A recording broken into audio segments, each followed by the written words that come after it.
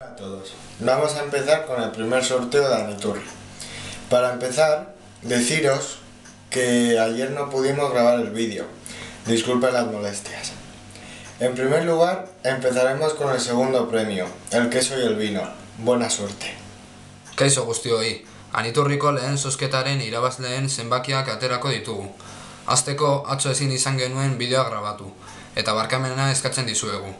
Lehenbizi, bigarren saria jokoan ipiniko dugu. Gazta tardoa. Sorte on. Como podéis comprobar, en esta bolsa tenemos todos los números que hemos estado vendiendo durante estos meses. Bueno, poltsa honetan daude zenbaki guztiak. Hemen ikusi dizu. Bueno, hemen daude guztiak. Y ahora vamos a coger el ganador del segundo premio, el queso y el vino. Bigarren sariko irabazlea, lehen zenbakia aterako dugu orain.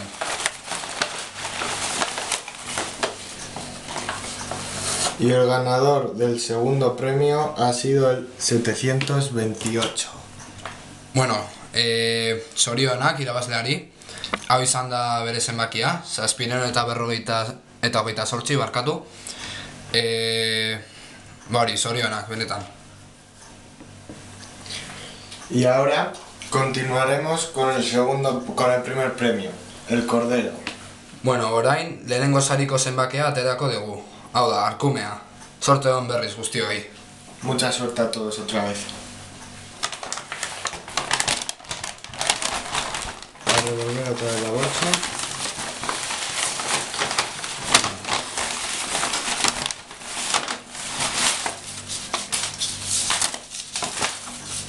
Y el ganador del cordero ha sido el número... 120 zenbakia izan da lehenengo sariaren irabazlea. Zorionak. El ganador del primer premio el cordero ha sido el número 120. Felicidades. Bueno, hau izan da guztia. Eskerrik asko guztioi parte hartzeagaitik.